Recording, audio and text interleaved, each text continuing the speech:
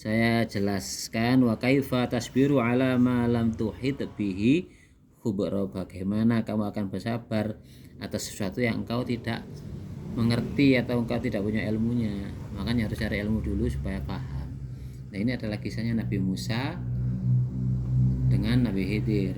Kan Nabi Musa itu terkenal orang yang pinter, pandai berorasi, pandai berpidato, sampai dia itu mengatakan bahwa dia adalah orang yang pinter, dia orang yang alim. Akhirnya ditegur oleh Allah, ada yang lebih pandai dari engkau Nabi Musa, kau gak boleh sombong, kan gitu. Akhirnya, di mana orang itu? Carilah. Orang itu biasanya berada di sekitar air, sekitar lautan, sungai dan sebagainya, kan gitu ya. Nah, sebelum cerita ini kita Fatihah dulu kan Nabi Khidir ya. Kita menceritakan beliau. Al-Fatihah. Kemudian akhirnya Nabi Musa mencari sosok Nabi Khidir dan bertemulah beliau dengan seorang yang baru sudah tua, berwibawa, tampak gagah dan tampan, tapi jelas sekali dia orang yang berilmu, kelihatan sekali dari aura wajahnya itu kelihatan. Kemudian Nabi Musa mengatakan, aku ingin jadi muridmu, aku ingin berguru padamu. Boleh, tapi kau harus mau bersabar jika mau jadi muridku, jika mau bersamaku.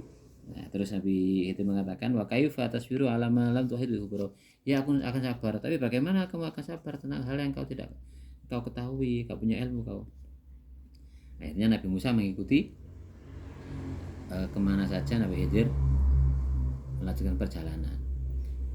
Ternyata benar, Nabi Khidir melakukan banyak hal yang Nabi Musa tidak bisa mengerti, tidak bisa toleransi dengan apa yang dilakukan.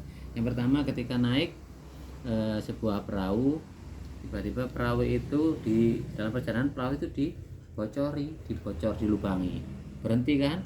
Bocor kan? Jadi harus dipending dulu, berhenti dulu, sehingga perahu tadi tidak melanjutkan perjalanan untuk sementara, dibetulkan dulu karena bocor. Padahal yang membocori ya Nabi Khidir ya. Itu sudah berkecamuk. Kenapa kau bocori? Berkecamuk. Kau kan sudah tak bilang tadi jangan banyak tanya, kan gitu ya. Akhirnya mereka terus setelah itu melanjutkan perjalanan lagi. Kemudian di perjalanan ketemu lagi dengan seorang anak kecil. Anak kecil oleh Nabi Khidir dibunuh. Terkejut Nabi Musa, akalnya, rasionya nggak bisa nerima. Protes lagi, kenapa anak kecil nggak apa kok kau bunuh? Loh, kamu tanya lagi, kan sudah bilang kamu nggak mengerti, bagaimana kamu bisa wa kaifa tasbiru ala ma lam tuhit bihi khubra, bagaimana kau sabar sedangkan kau tidak tahu ilmunya. Nah, yang terakhir Nabi Khidir dan Nabi Musa ketemu dengan dalam perjalanan ada sebuah tembok yang sudah rusak, sudah usang, tapi Nabi Khidir menyempatkan diri untuk membetulkan tembok ya, kayak kalau sekarang buk ya, atau pasangan bata yang nggak begitu berguna lah di tepi jalan itu ya, tapi dibetulkan oleh Nabi Khidir. Ngapain, buat apa, itu nggak ada gunanya. Nah, protes terus, akhirnya dijelaskan. Nah, kembali lagi, wa kaifa tasbir ala ma lam tuhit bihi khubra, bagaimana kamu akan sabar mengikutimu, ternyata aku nggak lolos kan, karena kamu nggak tahu ilmunya. Begini, kalau perahu tadi itu, saya jelaskan ya, kalau perahu tadi itu tidak berhenti, alias tidak bocor, tidak dibenahi, berarti kan nggak berhenti, jalan terus. Nah, perkiraan waktu itu kalau jalan terus sampai di sana, dia akan ketemu dengan bajak laut, dan orang satu kapal ini akan dibajak, akan dirampok oleh bajak laut itu tadi. Maka itu adalah musibah bagi orang satu kapal ini, karena jelas bajak laut lebih berpengalaman dan lebih siap, dan kerugianlah bagi orang di kapal itu. Tapi karena harus berhenti dulu, maka bajak laut lewat, sini baru lewat, kita ada di belakangnya, jadi kita nggak kena rampok. Oh gitu kan? Iya. Nah, kalau anak bayi itu kalau hidup terus, dia akan menjadi seorang yang jahat dan dosanya semakin besar. Makanya kalau dia mati sekarang, maka dia tidak banyak berbuat dosa. Nah, terus kenapa kamu membunuh? Aku membunuh karena diperintahkan oleh Allah. Seperti itu.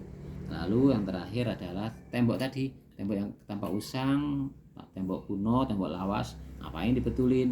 Nah, ternyata di bawah tembok itu adalah merupakan hanya tanda saja bahwa di bawah tembok itu ada harta karun milik anak yatim, yang mana harta karun itu tadi disiapkan untuk anak itu nanti kalau sudah dewasa.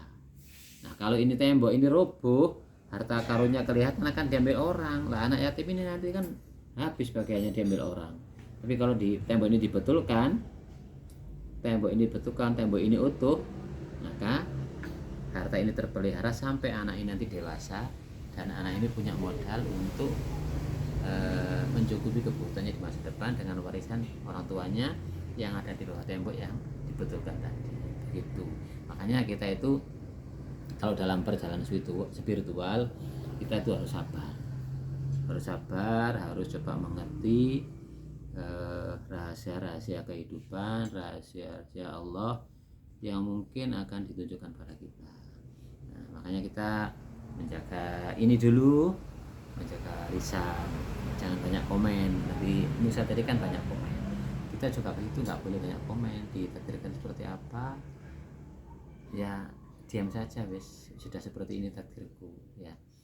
Kalau banyak komen alias banyak mengeluh, banyak sambat-sambat, nah ini malah menjauhkan diri kita dari pertolongan Allah Subhanahu wa taala. Itu kisahnya Nabi Musa dan Nabi Khidir, bisa kita ambil pelajaran.